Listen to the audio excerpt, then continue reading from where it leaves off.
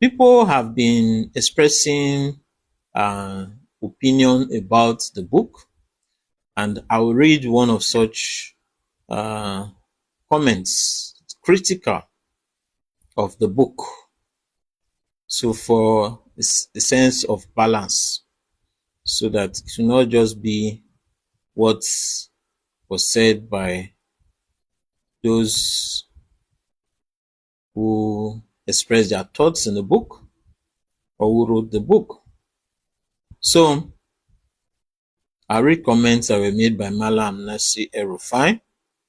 So Mallam Nasir El-Rufai wrote this post on his official social media handles, where he said that let President Muhammadu Buhari rest in peace by Nasir Ahmed El-Rufai, 17 December 2025. The recent launch of a book on the life and legacy of our late leader, President Muhammadu Buhari, has stirred deep emotions and renewed divisions among those who once formed its inner circle. Having followed the headlines and images from the event, I felt compelled to make a simple but urgent appeal. Let us allow President Buhari to rest in peace. A careful look at those who dominated the book launch revealed the same factional lines that existed during Buhari's lifetime. One camp was prominently represented while others, equally close to late president, were excluded. This selective engagement, compounded by the choice of location of the event, were red flags and raises concerns about whether Buhari's legacy is now being shaped to serve narrow interests rather than historical truth. More troubling was the presence of long-time critics of Buhari, some of whom now hold high office, delivering glowing but clearly faked tributes. These are individuals who once blamed his administration for nearly every challenge facing Nigeria, but who now appear eager to revise history, perhaps to deflect responsibility for present failures.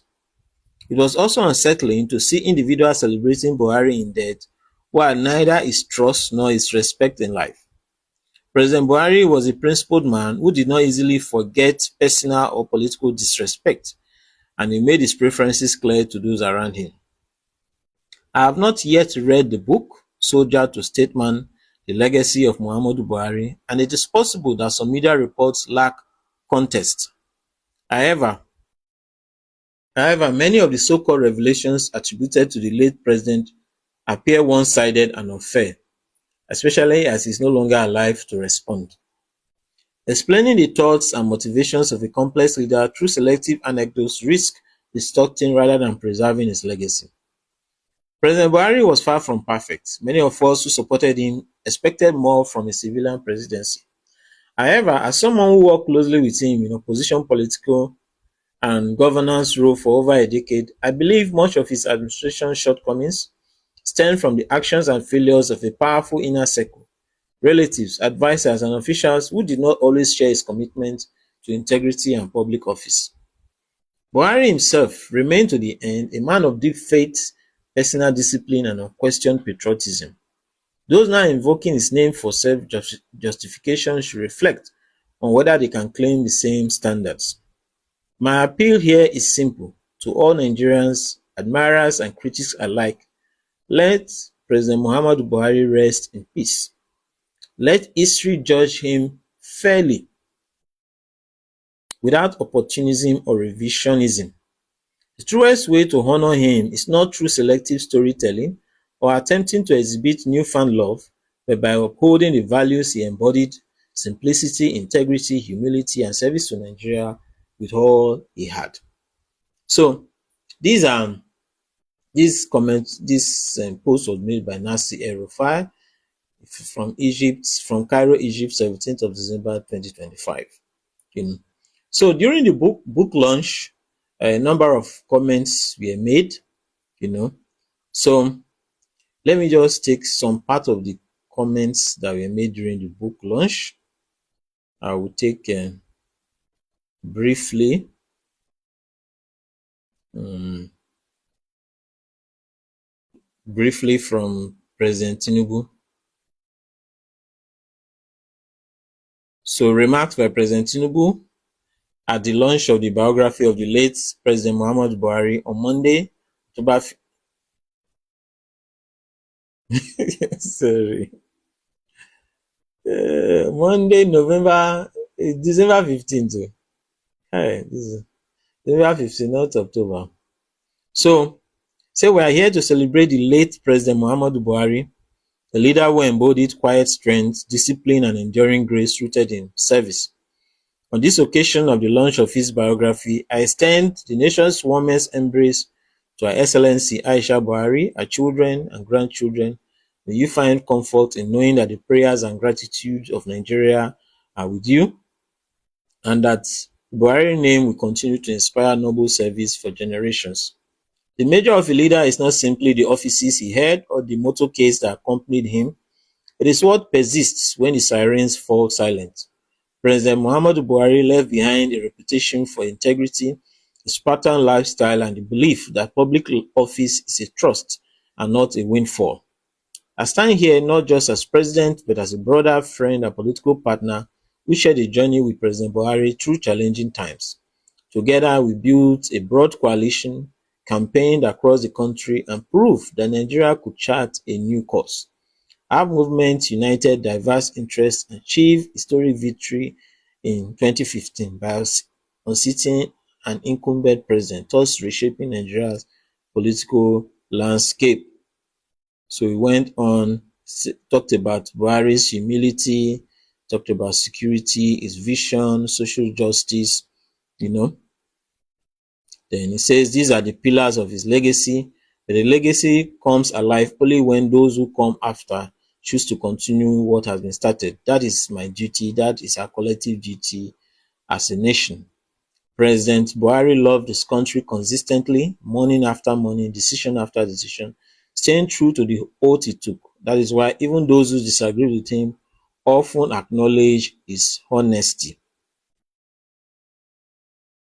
Says Nigeria is greater than any tribe, language, faith, or political party. This book reminds us that one life lived with restraint and responsibility can inspire a nation. True nation building is the work, not just of leaders, but of the entire citizenry. I thank the author of this book for enriching our collective memory, for collecting facts and testimonies, and for refusing to reduce a complex life to simple lines. Then it says, may this book reach widely into classrooms, libraries, and the quiet desks of young Nigerians as they decide what kind of leaders they wish to become. To my dear brother, President Muhammadu Buhari, though you are no longer with us, your impact endures. We will honor and build upon your legacy, not just by invoking your name, but by delivering results with discipline, compassion, and resolve. So, those were the comments that were made by President Tinubu on the book, on the day of the book, at the event of the book launch. Then there are comments made by Buhari's daughter at the event. I think this one is Alima, the lawyer. So she made very interesting statements, during in the course of the event. So some of the statements she made, I'll quote here. So it says, to the author, Mr. Charles Omole, you have given our nation an honest book.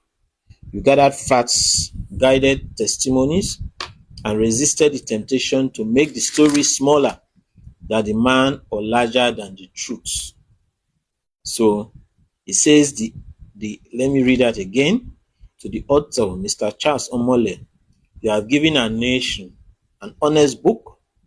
You gathered facts, guided testimonies, and resisted the temptation to make the story smaller than the man or larger than the truth.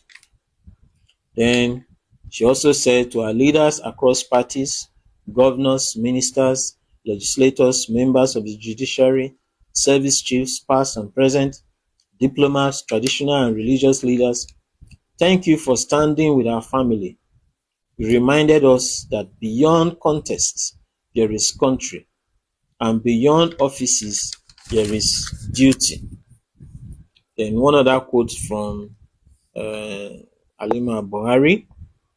This book captures more than just a record. It captures a rhythm of a life lived with restraint, steadiness, and a stubborn belief that public office is a trust. It is not a perfect story, no human story is. And he calls the next generation to build systems strong enough to carry good intentions all the way to good outcomes.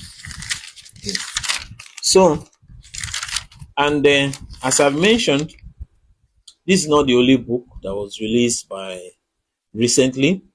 There is a book by Lai Mohammed, former information minister.